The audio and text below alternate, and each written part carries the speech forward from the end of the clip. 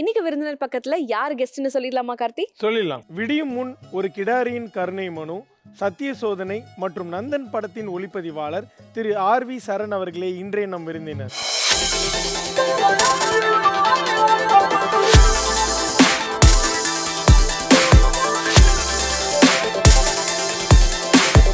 வணக்கம் சார். வணக்கம். எப்படி இருக்கீங்க? Fine sir.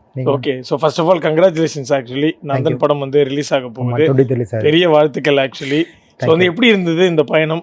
நான் வந்து 2010 ஃபிலிம் இன்ஸ்டியூட்டில் சினிமாகிராஃபி முடிச்சுட்டு மலையாளத்தில் ஒரு 6 ஃபிலிம்ஸ் அழகப்பன் சொல்லி கேமராமேன் ஒர்க் பண்ணேன். அப்புறம் தமிழில் வந்து விடியும் முன், ஈட்டி, அப்புறம் 555 இந்த படம்லாம் ஒர்க் பண்ணி முடிச்சுட்டு இருக்கும்போது தான் ஃபஸ்ட்டு விழித்திரு படத்துக்கு ஆப்பர்ச்சுனிட்டி கொடுத்தாரு மீரா கதிரவன் சார். அதுக்கப்புறம் ஒரு கிடாயின் கருணை மனு பண்ணி முடிச்சுட்டு கொஞ்சம் பிரேக் ஆகிடுச்சு. கொஞ்சம் பர்சனல் இதனால் நான் நிறைய படம் பண்ண முடியல. அந்த டைமில் சத்திய சோதனைன்னு சொல்லி பிரேமி சார் அடித்த படம் அதுவும் பண்ணி முடிச்சுட்டு இருக்கும்போது தான் ஈரா சரவணன் சார் வந்து கிடாவின் கருணை மனு இங்கே ஃப்ளைட்டில் போகும்போது படம் பார்த்துட்டு இங்கே வந்துட்டு எனக்கு கால் பண்ணார். இந்த மாதிரி ஒரு ஃபில்ம் இருக்குது, அது நீங்கள் ஸ்கிரிப்ட் படித்து பாருங்கள், படித்து பார்த்துட்டு உங்களுக்கு எப்படின்னு பிடிச்சிருந்ததா பண்ணலாம் அப்படின்னு சொல்லி கால் பண்ணி பேசினார். அப்புறம் நானும் போனேன், ஸ்கிரிப்ட் கொடுத்தாரு. இப்போ டோட்டலாக பார்த்தோம்னா டிஃப்ரெண்ட்டான ஸ்கிரிப்ட். ஏன்னா இது நான் வந்து physical from city, Coimbatore, Chennai இந்த மாதிரி தான் இருந்ததுனால நம்மளுக்கு ஐடியாவே இல்லை. ஸோ ஒரு ஸ்கிரிப்டாக படிக்கும்போது சரி, டைலாக்ஸாக படிக்கும்போது சரி, எல்லாம் புதுசாக இருந்தது. ஸோ என்ன வித்தியாசமாக இருந்தது. ஸோ நல்லா இருந்தது. சரி பண்ணலாம் அப்படின்னு சொல்லிட்டு தான் இந்த ஜேர்னி நந்தனுக்குள்ளே உள்ளே வந்து.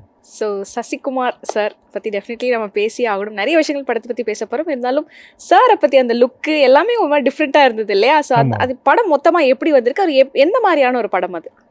ஆக்சுவலாக ஃபஸ்ட்டு உங்களுக்கு இந்த ஆடியோ லான்ச்சில் சொல்லியிருப்பாங்க. ஃபஸ்ட்டு சார் வந்து லீடாக பண்ணுறது இல்லை, கேரக்டர் இல்லை. இன்னொரு சமுத்திரன் சார் பண்ணுற கேரக்டர் தான் சார் பண்ண வேண்டிய கேரக்டராக இருந்தது. பட் சார் உள்ளே வந்ததுக்கு எங்களுக்கும் தெரியாது. திடீர்னு நடந்தது தான் சார் வந்துட்டார். சார் தான் லீடாக பண்ண போகிறான்னு சொல்லிட்டு இன்ட்ரடியூஸ் பண்ணுறாங்க. எனக்கு சசிகுமார் சார் ரொம்ப பிடிக்கும். ஏன்னா சுப்பிரமணியபுரம் பார்த்துட்டு அது நாங்களாம் ஃபிலிம் இன்ஸ்டியூட்டில், ஸோ அதனால் அதை இன்ஸ்பயர் பண்ணிவிட்டு அந்த மாதிரி பயங்கர இன்ஸ்பிரேஷனில் இருந்தோம். இப்போ சார் தான் நடிக்க போகிறான்ற போது இன்னும் கொஞ்சம் இதாக இருந்தது. பார்த்தா டோட்டலாக லுக்கே மாற்றிட்டாங்க. ஏன்னா சாரை பார்க்கும்போது இது வரைக்கும் பார்த்த இதில் இல்லாமல் டோட்டலாக வேறு. ட்ரெய்லர்லேயே பார்த்துருப்பீங்க நீங்கள், ஃபுல்லாக வெத்தலை போட்டு. ஸோ டிஃப்ரெண்ட்டான லுக்கில் சார் வந்து நின்னார். ஸோ ஃபஸ்ட்டு நான் பார்த்தீங்கன்னா ஒரு பெரிய ஹீரோ அந்த மாதிரி லெவலில் ஒர்க் பண்ணுறது இந்த படம் தான். ஸோ பார்க்கும்போது கொஞ்சம் டிஃப்ரெண்ட்டாக இருந்தது. அப்புறம் சார் பொறுத்த வரைக்கும் சார் வந்து ரொம்ப எனக்கு தெரிஞ்ச வரைக்கும் ரொம்ப ஃப்ரெண்ட்லி. அதுக்கப்புறம் ரொம்ப கோஆப்ரேட்டிவ். நிறைய டைமில் என்ன சொல்கிறது, வெயிலில் நிற்க வச்சு வாட்டி எடுத்துருவோம். ஏன்னா திடீர்னு அங்கே தஞ்சாவூர் பட்டுக்கோட்டை அந்த ஷூட்டில் அந்த பேக்ரவுண்டில் ஷூட் பண்ணனால நாங்கள் ஷூட் பண்ணது வெயில் கால டைம், செம்ம வெயிலாக இருக்கும். திடீர்னு ரெடின்ற போது சன் க்ளோஸ் ஆகிரும், அப்புறம் வெயிட் பண்ணிக்க வைப்பார். ஸோ ரொம்ப டார்ச்சர் பண்ணி வைப்போம். அப்புறம் படத்தை நிறைய சீன்ஸ் படம் பார்க்கும்போது தெரியும், ரொம்ப கஷ்டப்பட்டு அடிச்சிருப்பாரு. ஸோ மெயினாக அவர் தான் ரொம்ப கஷ்டப்பட்டது. பார்த்தா சார் தான் கஷ்டப்படுத்துன்னு நாங்கள். ஸோ நிறைய படங்கள் நீங்கள் ஒர்க் பண்ணியிருந்தாலும் இந்த படத்துக்கு நீங்கள் சொன்ன மாதிரி சசிகுமார் சாரோட ஒரு பெரிய ஸ்டாரோட ஒர்க் பண்ணுறீங்க போது ஒரு சினிமாட்டோகிராஃபராக நீங்கள் உங்களை எந்த அளவுக்கு நீங்கள் வந்து ஒரு ஹோம் ஒர்க் பண்ணுறீங்க, நீங்கள் எந்த அளவுக்கு உங்களுக்கு தயார்படுத்திக்கிட்டீங்க? ஏன்னா நான் ஃபஸ்ட்டு இந்த படம் ஆரம்பிக்க ஒரு 15 days முன்னாடி தான் போய் கமிட் ஆனேன். ஸோ அது வரைக்கும் வேற வேல்ராஜ் சார் தான் பண்ணுற மாதிரி இருக்குது. பட் சரி அந்த டைமில் பண்ண முடியாத அந்த சுச்சுவேஷனில் தான் சார் வந்து இந்த படம் இந்த கிடாவின் கருணை பார்த்துட்டு எனக்கு கூப்பிட்டேன். ஸோ 15 days தான் டைம் இருந்தது. ஸோ அதுக்குள்ளே லொக்கேஷன் பார்த்து ஃபுல் ஸ்கிரிப்ட் உள்ள வாங்கி முன்னாடியே பிளான் பண்ணிடுவோம். சார் அப்புறம் ஈரா சரவணன் சார் பொறுத்த வரைக்கும் எப்படின்னா அவர் தான் ப்ரொடியூசர். ஆனால் ரொம்ப லிபர்ட்டியாக தான் இருக்கும் ஷூட் பண்ணுறதுல. ஸோ காம்ப்ரமைஸ் ஆக மாட்டார். ஃபர்ஸ்ட் ஆஃப் ஆல் எந்த சீனாக இருந்தாலும் திடீர்னு ஒரு நாள் ஒரு சீனே எனக்கு தெரிஞ்ச வரைக்கும் ஒரு மாதிரி எடுத்து அவர் சாட்டிஸ்ஃபை ஆகலை, திருப்பி எடுத்தோம். அந்த மாதிரி எடுத்து அதை ரொம்ப பெட்டர்மெண்ட் பண்ணணும்னு தான் எதிர்பார்த்தாரு. ஸோ டிஃப்ரெண்ட் எக்ஸ்பீரியன்ஸ் இது. ஓகே. ஏன்னா நான் ஷூட் பண்ண எல்லா ஃபிலிம்ஸும் பார்த்தீங்கன்னா ஒரு 25 days 30 days முடிஞ்சிடும். இதுவும் அந்த மாதிரி தான் பிளான் பண்ணது. பட் கொஞ்சம் எக்ஸ்டெண்ட் ஆச்சு. பட் ஆனால் எனக்கு தெரிஞ்ச வரைக்கும் ரொம்ப பெட்டராக வந்து. ஸோ லைக் வந்து as a cinematographer from your point of view, இப்போ நீங்கள் ஏதாவது ஒரு ஹீரோக்கு வந்து ஒரு எலிவேஷன் வைக்கிறீங்கன்னா உங்கள் ஷார்ட்ஸ் உங்கள் கையில் இருக்குது. நீங்கள் அவர் வந்து சூப்பராக காட்டணும், இல்லை ஒரு மாசாக காட்டணும்னா, இல்லை லோவாங்களே ஏதோ ஒன்று லைக் ஆன் யுவர் டேர்ம்ஸ் அந்த மாதிரி பண்ணலாம். பட் இதில் வந்து சசிகுமார் சாரோடைய ஒரு கேரக்டரைசேஷனே வித்தியாசமாக இருக்குது, கெட்டப் எல்லாமே. பட் அவர் அந்த கதைக்குள்ளே அந்த கதாபாத்திரத்தை வந்து ஒரு நாயகனாக காட்டணுன்றதுக்கு என்ன மாதிரியான விஷயங்கள் நீங்கள் பிளான் பண்ணீங்க ஃப்ரேமிங்காகவே? ஃப்ரேமிங் பார்த்தீங்கன்னா மேக்ஸிமம் இந்த படம் வந்து வில்லேஜ் மூவினால எதுவுமே தெரிய சார் ஈராசரன் சார் பொறுத்த வரைக்கும் நாங்கள் ரெண்டு பேரும் என்ன பிளான் பண்ணோம்னா வந்து நேச்சுரலாக போயிடலாம். ஐ மீன் எந்த இதுவுமே தெரியக்கூடாது. சினிமாட்டோகிராஃபி சினிமாவாக தெரியக்கூடாது. ஸோ அதுதான் மெயினாக இருந்தது. So maximum white frames use பண்ணியிருப்போம். என்ன சொல்கிறது, டைட்ஸ்னா ரொம்ப டைட் அந்த மாதிரி போகாமல் எப்படி சொல்கிறது, சாரை வந்து அழகாக காமிக்கக்கூடாது மெயினாக. அந்த மெயினாக அதுதான் இது. ஏன்னா வந்து கதை நீங்கள் படம் பார்க்கும்போது உங்களுக்கு ஈஸியாக தெரியும். ஸோ அழகாக காமிக்கக்கூடாது, அழகியல் இருக்கக்கூடாது தான் பிளான் பண்ணோம். ஸோ மேக்ஸிமம் ஒயிட் ஷார்ட்ஸ் நிறைய இருக்கும். ஒயிட் ஷார்ட்ஸில் மட்டும்தான் அந்த பியூட்டி லொகேஷன்ஸ் இருக்கும். மற்றபடி எல்லாமே பார்த்தீங்கன்னா ஒரு அட்ஜஸ்டட் ஃப்ரேம்ஸ் அந்த மாதிரி தான் இருக்கும். ஸோ பியூட்டியாக காமிக்கக்கூடாது தான் நாங்கள் பிளான் பண்ணது. அந்த மாதிரி தான் பிளான் பண்ணி எடுத்திருக்கோம். நீங்கள் அது படம் பார்க்கும்போது ரஃபாக தான் இருக்கும் படம். பட் என்ன சொல்கிறது, ரொம்ப ரியலிஸ்டிக்காக இருக்கும். அதான் பிளானிங் தான். அதாவது கேமரா இருக்கிறதே தெரியக்கூடாது, அந்த மாதிரி தான் இருக்கணும். நம்ம சீமான் சார் படம் பார்த்தாரு, அதுவும் அவர் அப்படி தான் ஃபீல் பண்ணார். சொல்லும்போதும் அப்படி தான் சொன்னார். என்னன்னா இந்த மாதிரி நாங்கள் அங்கே இப்போ உட்காந்துருந்தா எப்படி இருக்கும் அந்த மாதிரி இருக்கணும், அப்படி அந்த மாதிரி இருந்துச்சு அப்படின்னு சொன்னார். ஸோ நாங்கள் அதுதான் பிளான் பண்ணி எடுத்தோம். அதே மாதிரி தான் இருந்துச்சு, கிடைச்சிருச்சு. நீங்க அது கம்ப்ளீட்டா அது முடிச்சு வந்ததுக்கு அப்புறம் நீங்க அந்த படம் பார்க்கும்போது ஸ்கிரீன்ல பார்க்கும்போது உங்களுக்கு சாட்டிஸ்ஃபைடா இந்த ஃப்ரேம்ஸ் எல்லாம் எப்படி இருக்கு அப்படின்றது எல்லாமே? கண்டிப்பா சாட்டிஸ்ஃபைடு தான். ஏன்னா என்ன சொல்றது, நாங்க படம் முடிச்சு ஒரு டிஐ முடிச்சு படம் இப்பதான் பார்த்தோம் ரீசெண்டா. பார்க்கும்போது டோட்டலா என்ன சொல்றது, நான் மற்ற ஃபிலிம்ஸை கம்பேர் பண்ணும்போது இது வித்தியாசமா இருக்கு. டோட்டலா வித்தியாசமா இருந்தது. நாங்க என்ன சொன்னேன், ஷூட் பிளான் பண்ணும்போது அப்படிதான் பண்ணோம். இந்த மாதிரி இருக்கக்கூடாது, அழகியலா இருக்கும், பட் கொஞ்சம் ரஃபா இருக்கணும். மெயினா சார் வந்து வித்தியாசமா காமிக்கணும்னு தான் பிளான். ஸோ நீங்கள் வந்து இப்போ சீன்ஸ்க்கு இந்த மாதிரி பிளான் பண்ணிட்டீங்க. பட் சாங்ஸ்க்குன்னு வரப்போ அதுக்கு ஏதாவது வந்து நீங்கள் இதை தாண்டி அவுட் ஆஃப் த பாக்ஸை உள்ள போய் தான் ஆகிற மாதிரி இருந்திருக்க வாய்ப்பு இருக்கு. இல்லை, பட் சாங்ஸ் எப்படி பிளான்? சாங்ஸ் வந்து மெயின்லி மாண்டேஜஸ் தான் எல்லாமே. ஸோ பெரிய அந்த பர்டிகுலர் சாங்ஸ்ன்னு வச்சு எதுவும் பண்ணலை. சீன்ஸ்ல தான் சாங் வரும், சீனோ தான் வரும் சாங். ஒரே ஒரு லவ் சாங், அந்த எக்கி சாங், அந்த லிரிக்கல் வீடியோ போயிட்டு இருக்கும், அது மட்டும் தான் வந்து லவ் சாங்கா, அதுவும் மாண்டேஜ் தான். அதுவும் ஸோ அதுக்கு வந்து சாங்காக நாங்கள் எதுவும் பிளான் பண்ணவே இல்லை. இங்கே வந்து போஸ்டில் தான் வந்து சாங், அதாவது படத்தில் இருக்க அந்த விஷுவல்ஸ், விஷுவல்ஸோட தான் சாங்ஸ் வரும் தவிர தனியாக போய் டான்ஸ் அந்த கம்போசிங் அந்த மாதிரி எதுவுமே பண்ணலை. லைவாக தான் எல்லாமே. ஒரு சினிமாட்டோகிராஃபரா நீங்கள் வந்து இந்த ஸ்டாரோட ஒர்க் பண்ணணும் அப்படின்னு நினைக்கிற ஒரு அப்படி பார்த்து எனக்கு தனுஷ் சார் வந்து சின்ன வயசுலேருந்தே அவர் படம் பண்ணும்போதுலேருந்தே ரொம்ப பிடிக்கும். நான் ஒரு ரசிகர் மட்டத்தில் இருந்திருக்கேன். ஸோ அதனால் தனுஷ் சார் கூட ஒர்க் பண்ணோம் ரொம்ப இன்ட்ரெஸ்ட் தான், ரொம்ப ஆசை தான். அது நடந்தால் நல்லா ஓகே. அது ஆர்கானிக்கான ஸ்மைலில் சொல்லிட்டு இருக்காரு. ஓகே, நீங்கள் ஒரு ஃபேன் பாயாக பார்த்துருப்பீங்கல்ல தனுஷ் சாரோட ஃபிலிம்ஸ்.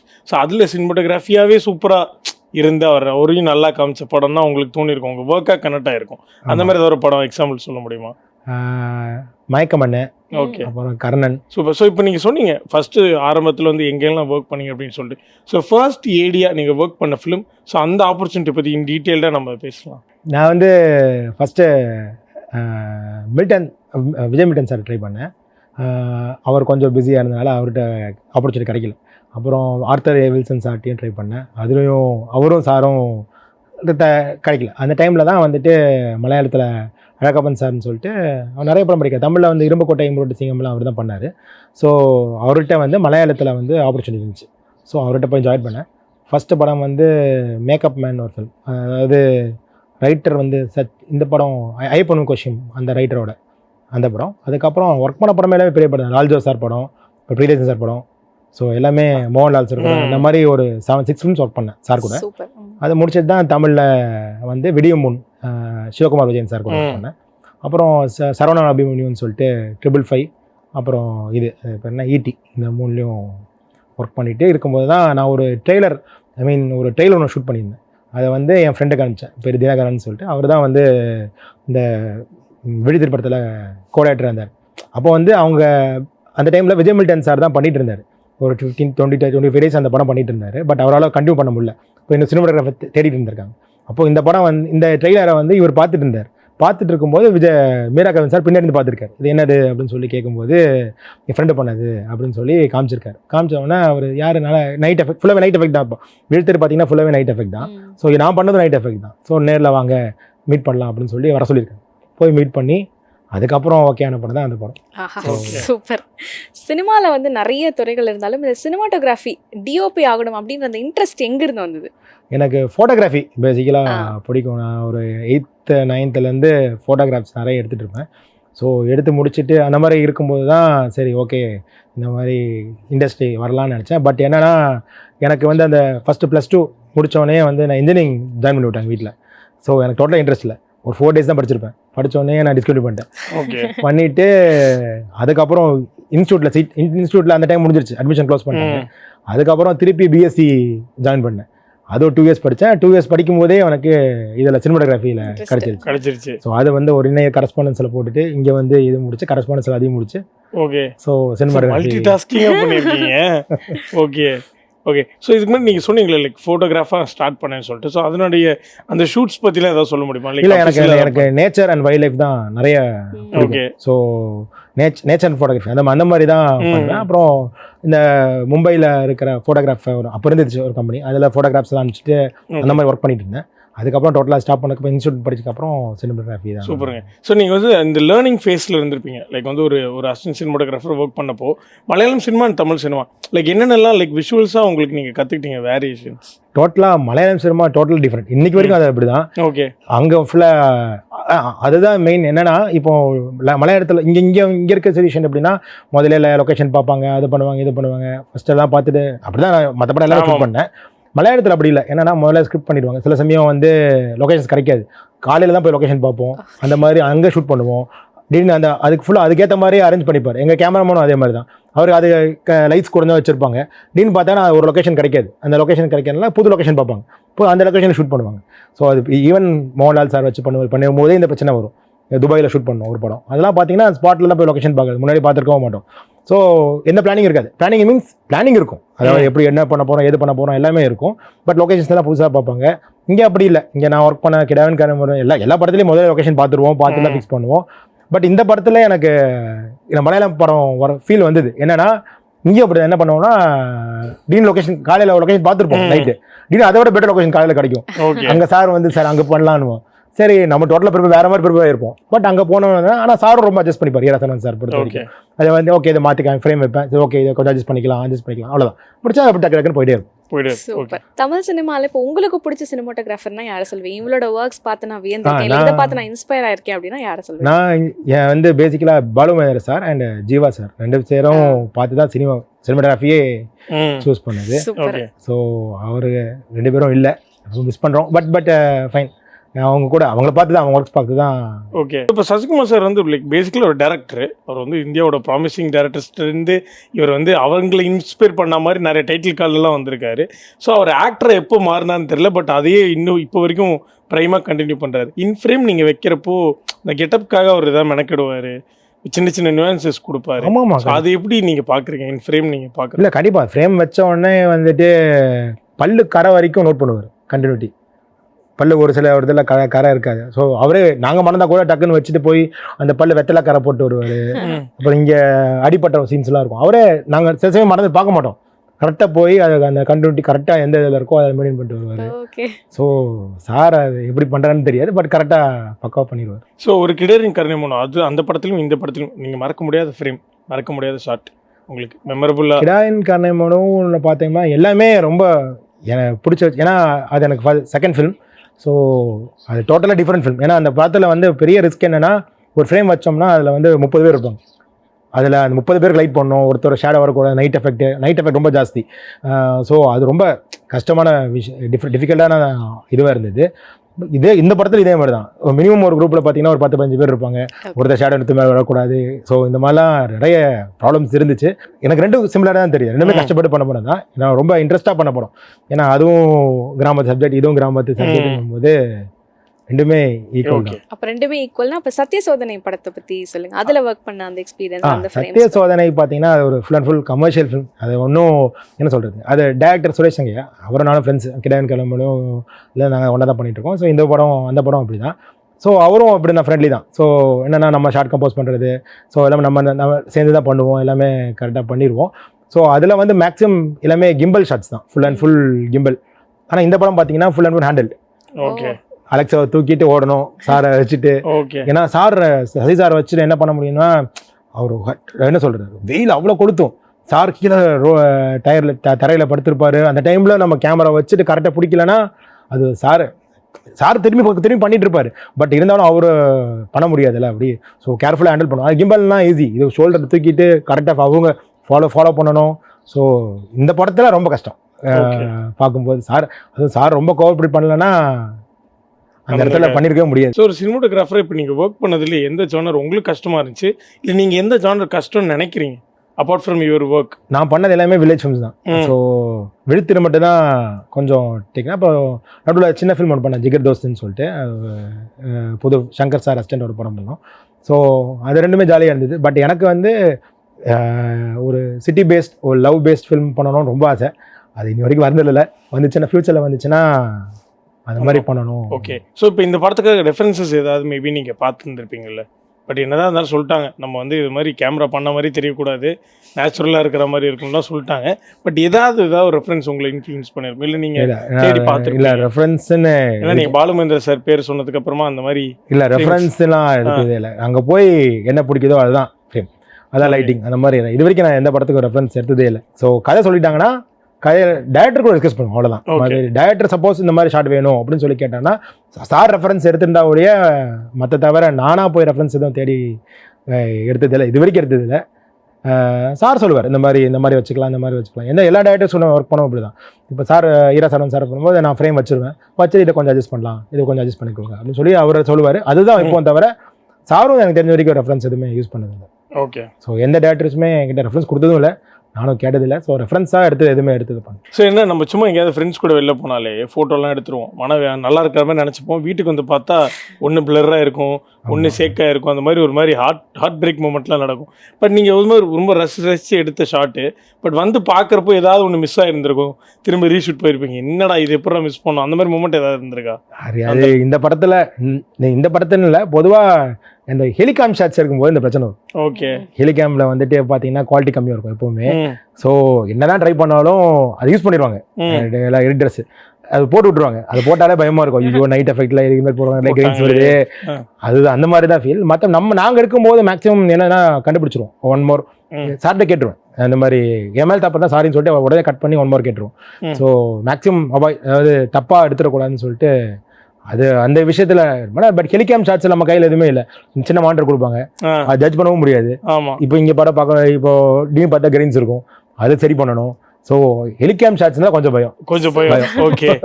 நம்ம கையில் அந்த ஆப்ரேஷன் இல்லை, வேற யாரோ பண்றாங்க அப்படின்னும் போது இது நம்ம கையில அடுத்தடுத்த படங்கள்ல நீங்க டைரக்டர் கதை சொல்றப்ப ஹெலிகாம் ஷாட்னு எழுதிருந்தாலே இன்டூ பண்ணிடுவீங்கன்னு நினைக்கிறேன். இல்ல அது ஒண்ணுதான் பயம். ஏன்னா மத்தெல்லாம் நம்ம கண்ட்ரோல்ல இருக்கும், ஃபோக்கஸ் புள்ள நமக்கு லைட் நம்ம கண்ட்ரோல்ல இருக்கும், கேமரா கைட்ல இருக்கும்.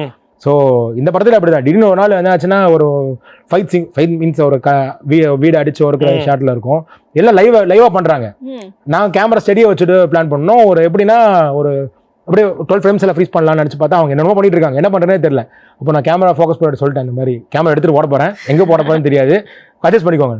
எடுத்து நாங்கள் பாட்டுக்கு போகிறோம், அவர் கரெக்டாக ஃபோக்கஸ் பண்ணுறாரு, அடிக்க ஒரே ஷாட்டில் எல்லாமே கவர் பண்ணிட்டோம். அதை வெட்டி போட்டேன். அது ஒன்று பார்த்தீங்கன்னா கேமரா இருக்கும், ஒரு அருவாள், ஒரிஜினல் அருவாள் கேமரா லென்ஸுக்கு வருது.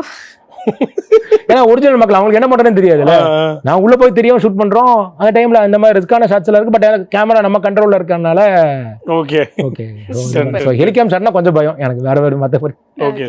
இந்த படத்துல ஷூட் பண்ண லொகேஷன்ஸ் பத்தி சொல்லுங்க. தஞ்சாவூர்ல ஷூட் பண்ணீங்க, எந்தெந்த மாதிரி லொகேஷன்ஸ்ல எல்லாம் ஷூட் பண்ணீங்க? தஞ்சாவூர், அப்புறம் கந்தர்வ கோட்டைன்னு இடம், பட்டுக்கோட்டை புதுக்கோட்டை போற வழியில நினைக்கிறேன். ஸோ இந்த ரெண்டு தான் மெயின். ஸோ சாரே வந்து லைவ் லொகேஷன்ஸ் எல்லாம் வச்சு ஷூட் பண்ணோம். அதாவது பஸ் ஸ்டாண்ட் பக்கத்துல நடந்து வர மாதிரி சீக்வன்ஸ்லாம் இருக்கும். அதெல்லாம் பார்த்தீங்கன்னா லைவ் லொகேஷன் யாருமே கண்டுபிடிக்கல. சார் அந்த கெட்டப்ல யாரோ வராங்க, நாங்க கேமரா வந்து இன்னொரு இடத்துல வச்சு இன்பில்ட் வச்சு ஷூட் பண்றோம். அவங்களுக்கு மட்டும் தான் தெரியும் இது ஷூட் பண்றோம். மற்ற யாருக்குமே யாருமே இதை கண்டுபிடிக்கல. வந்து ஏத்துறாங்க போறாங்க, நீங்க அதை பாத்தீங்கன்னா தெரியும். அவ்வளவு ரியலிஸ்டிக்கா இருக்க போகுது இல்ல. ஆமா, அவர் சார் டோட்டலா யாருமே கண்டுபிடிக்க முடியாது. அந்த பாத்தீங்கன்னா ஒரு சீன் வரும், நீங்க படம் பார்க்கும்போது தெரியும். நீங்க சசிகுமார் சாரோட பர்சனலா ஒர்க் பண்ணனால கேக்குறேன், இவ்வளவு நாள் அவர்கிட்ட ஒரு பிடிச்ச குவாலிட்டி, ஏன்னா இவ்வளவு நாள் நம்ம வந்து தள்ளி இருந்தவரை பார்த்திருப்போம், பட் க்ளோஸா ஒர்க் பண்ணும்போது இந்த குவாலிட்டி எனக்கு அவர்கிட்ட ரொம்ப பிடிச்சது அப்படின்னா என்ன சொல்வீங்க? அதான் எனக்கு வந்து என்ன சாரை பொறுத்த வரைக்கும்னா, சார் வந்து ரொம்ப ஃப்ரெண்ட்லி, கொஞ்சம் அமைதியா இருப்பாரு. என்னன்னா இந்த படத்துல பார்க்கும்போது ரொம்ப ஏன்னா சாரும் டேரக்டர் ரொம்ப ஃப்ரெண்ட்ஸ். ஸோ அதனால் எனக்கு தெரில, அதனால் ரொம்ப ஃப்ரெண்ட்லியாக இருந்தார் அவங்கள பார்க்கும்போது. நம்மளும் ஃபஸ்ட்டு வந்து என்ன சொல்கிறது, ஃபஸ்ட்டு ஒரு 2 days 3 days தான் கொஞ்சம் கஷ்டமாக இருந்தார் அவருக்கு. ஏன்னா அவரால் அடாப்ட் பண்ண முடியல. ஏன்னா வெயில் ஒரு பக்கம், அதை இப்போ நாங்கள் சன் ரெடின்னு சொல்லிட்டு டேக் போகும்போது சன் மூடிடும், அப்புறம் திரும்பி போய்ப்பார் கொண்டாடும். அதெல்லாம் ஃபஸ்ட்டு 3 days அப்படி இருந்தது. பட் போக போக அதெல்லாம் தேவைப்படுது, கண்ட்ரோல் பண்ணி தான் பண்ணணும்னு அவர் தெரிஞ்சதுக்கப்புறம் பார்த்தீங்கன்னா ரொம்ப ஸ்மூத்தாக முடிச்சு. ஓகே, இன்னொரு முக்கியமான ஃபைட் சீன்ல சசிகுமார் சாருக்கு உண்மையாவே அடிபட்டுருச்சான். ஆமா, ஒரு விஷயம் கேள்விப்பட்டோம். ஆமா, என்னன்னா ஒரு ஷாட்ல வந்துட்டு பிராக்டிஸ்ல எல்லாம் தப்பு படிச்சாங்க ரிஹர்சல்ல. அதை ஒரிஜினல் மக்கள், ஊர் மக்கள் தான் அடிக்கணும். ஸோ என்னன்னா அவங்களுக்கு தூக்கி அடிச்சிருவாங்க சொல்லி ஒரு ஃபைட்டரையும் உள்ள போட்டோம். ஃபைட்டரை போட்டே ஷூட் பண்ணிட்டு இருக்கோம். ரிஹர்சல் எல்லாத்துலேயுமே பார்த்தீங்கன்னா தப்பா அடிச்சுட்டே இருந்தேன். சரி, ஓகே, அவங்க தப்பா தான் அடிக்க போறோம் சொல்லி நிஜத்துல ட்ராக் வச்சு அடிக்கிறோம், உங்களும் தூக்கி அடிச்சிட்டாங்க. பெரிய மட்டம் வந்து அடிச்சிருச்சு. ஆனால் சார் அப்படியே கண்ட்ரோல் பண்ணுறேன்னா நாங்கள் என்ன பண்ணுறதுன்னு தெரியல, கட் பண்ணுறதா என்னன்னு தெரியல. சரி சாரும் ரியலிஸ்டே நடிச்சு அன்னைக்கு ஃபுல்லாக முதுகு வலின்னு சொல்லிட்டு. அந்த மாதிரியா? நீ திரும்ப அதை ரீவைண்ட் பண்ணி பார்த்தா மக்கள்லாம் கரெக்டாக எரிஞ்சிருப்பாங்களாம், ஃபைட்டர் மட்டும் இல்லை, நீங்கள் பார்த்தீங்கன்னா தெரியும், அது ரொம்ப ரியலிஸ்டிக்காக இருக்கு. படத்தில் வந்து பார்த்தீங்கன்னா சசிகுமார் சார், பாலாஜி சக்திவேல், சமுத்திரக்கனி 3 டைரக்டர்ஸ் ஒன்றா ஒர்க் பண்ணியிருக்காங்க. அதோட எக்ஸ்பீரியன்ஸ் பற்றி சொல்ல முடியுமா? சமுத்திரக்கனி சார் வந்து நான் ஏற்கனவே அசிஸ்டண்டாக இருக்கும்போது ஒர்க் பண்ணியிருக்கேன். சார் நான் அசிஸ்டண்டாக இருக்கும்போது சார் கூட ஒர்க் பண்ணியிருக்கேன். என்ன படத்தில் ஒர்க் பண்ணி?